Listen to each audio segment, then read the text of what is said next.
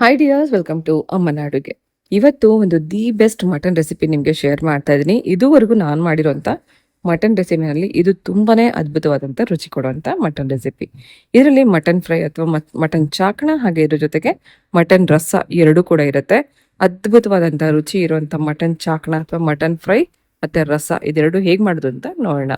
ಮೊದಲು ನಲ್ಲಿ ಮೂಳೆ ಜೊತೆಗೆ 1 kg ಅಷ್ಟು ಮಟನ್ ಚೆನ್ನಾಗಿ ತೊಳೆದು ಕುಕ್ಕರ್ಲಿ ಹಾಕೊಂಡು ಸ್ವಲ್ಪ ಉಪ್ಪು, ಸ್ವಲ್ಪ ಅರ್ಶಿನ, 1 ಸ್ಪೂನ್ ಶುಂಠಿ ಬೆಳ್ಳುಳ್ಳಿ ಪೇಸ್ಟ್, 4-5 ಲೋಟ ನೀರು ಹಾಕಿ 4 ವಿಸಿಲ್ ಕೂಗಿಸ್ಕೋಬೇಕು. ಮಟನ್ ಬೇಯೋಷ್ಟರಲ್ಲಿ ಇದಕ್ಕೊಂದು ಮಸಾಲ ಹುರ್ಕೊಂಡು ರುಬ್ಕೊಳ್ಳೋಣ.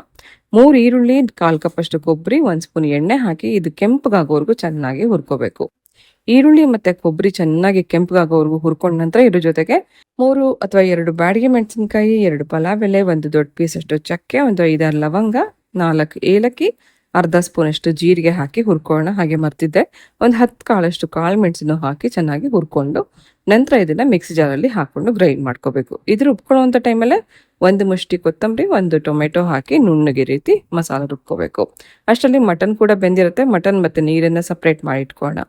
ಮಟನ್ ಫ್ರೈ ಅಥವಾ ಮಟನ್ ಚಾಕಣ ಮಾಡೋದಕ್ಕೆ ಮೊದಲು 1 ಟೇಬಲ್ ಸ್ಪೂನ್ ಅಷ್ಟು ಎಣ್ಣೆನಲ್ಲಿ ಸಣ್ಣ ಕಟ್ ಮಾಡಿರುವಂಥ 1 ಈರುಳ್ಳಿ, 1 ಸ್ಪೂನ್ ಶುಂಠಿ ಬೆಳ್ಳುಳ್ಳಿ ಪೇಸ್ಟ್ ಹಾಕೊಂಡು ಚೆನ್ನಾಗಿದೆ ಹಸಿ ವಾಸನೆ ಹೋಗೋವರೆಗೂ ಹುರ್ಕೊಂಡ ನಂತರ ರುಬ್ಬಿರುವಂಥ ಮಸಾಲೆ ಹಾಕಿ ನಂತರ home made chilli powder, home made ಧನಿಯಾ ಪೌಡರ್ ಹಾಗೆ ನಮ್ಮ home made special non veg ಮಸಾಲ 1 ಟೇಬಲ್ ಸ್ಪೂನ್ ಅಷ್ಟು ಹಾಕಿ ಚೆನ್ನಾಗಿ ಇದನ್ನು ಕುದಿಸ್ಕೋಬೇಕು.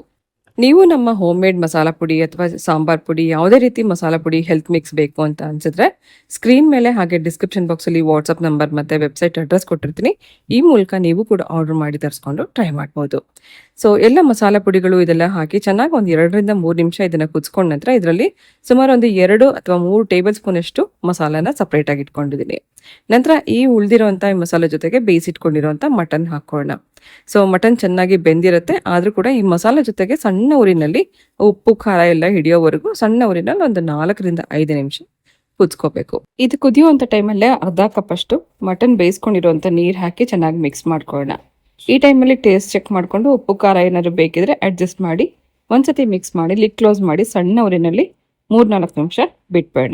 ಮಟನ್ ರಸ ಮಾಡೋದಕ್ಕೆ ಬೇಯಿಸಿಟ್ಕೊಂಡಿರುವಂಥ ಮಟನ್ ನೀರಿಗೆ ತೆಗೆದಿಟ್ಕೊಂಡಿರುವಂಥ ಮಸಾಲ ಇನ್ನು ಸ್ವಲ್ಪ ಉಪ್ಪು ಹಾಕಿ ಚೆನ್ನಾಗಿ ಮಿಕ್ಸ್ ಮಾಡಿ 1-2 ನಿಮಿಷ ಮಾತ್ರ ಇದು ಕುದಿಸ್ಕೋಬೇಕು. ತುಂಬ ಹೊತ್ತು ರಸನ ಕುದಿಸೋವಂಥ ಅವಶ್ಯಕತೆ ಇಲ್ಲ. ಮತ್ತೊಂದು ಕಡೆ ಮಟನ್ ಚಾಕಣ ಕೂಡ ರೆಡಿಯಾಗಿದೆ. ಇದಕ್ಕೆ ಲಾಸ್ಟಲ್ಲಿ ಕಟ್ ಮಾಡಿರೋಂಥ ಕೊತ್ತಂಬರಿ ಹಾಕಿದ್ರೆ ಒಂದು ಒಳ್ಳೆ ರುಚಿಯಾಗಿರುವಂಥ ಮಟನ್ ಚಾಕಣ ಅಥವಾ ಮಟನ್ ಫ್ರೈ ರೆಡಿಯಾಗಿದೆ. ಸೊ ಇದೆರಡರದ್ದು ಬೆಸ್ಟ್ ಕಾಂಬಿನೇಷನ್. ನೆಂಚ್ಕೊಳ್ಳೋದಕ್ಕೆ ಮಟನ್ನು ಇರುತ್ತೆ, ಹಾಗೆ ಅನ್ನಕ್ಕೆ ಕಲ್ಸ್ಕೊಂಡು ತಿನ್ನೋದಕ್ಕೆ ರಸ ಕೂಡ ರೆಡಿ ಇದೆ. ಸೊ ಒಂದೊಳ್ಳೆ ಫ್ಲೇವರ್ಫುಲ್ ಆಗಿರುವಂಥ ಸ್ಪೈಸಿ ಆಗಿರುವಂಥ ಮಟನ್ ಚಾಕಣ ಮತ್ತು ಮಟನ್ ರಸ ಒಂದ್ಸತಿ ಈ ರೀತಿ ಟ್ರೈ ಮಾಡಿ ಮಾಡಿದ್ಮೇಲೆ ಹೇಗಿತ್ತು ಅಂತ ಕಮೆಂಟ್ ಮಾಡಿ. ನಿಮ್ಮ ಫ್ರೆಂಡ್ಸ್ ಆ್ಯಂಡ್ ಫ್ಯಾಮಿಲಿಗೆ ನನ್ನ ವಿಡಿಯೋನ ಶೇರ್ ಮಾಡಿ. ಹಾಗೆ ನನ್ನ ಚಾನಲ್ ಅಮ್ಮನ ಅಡುಗೆ ಚಾನಲ್ನ ಸಬ್ಸ್ಕ್ರೈಬ್ ಮಾಡ್ಕೊಂಡು ನೋಡಿ.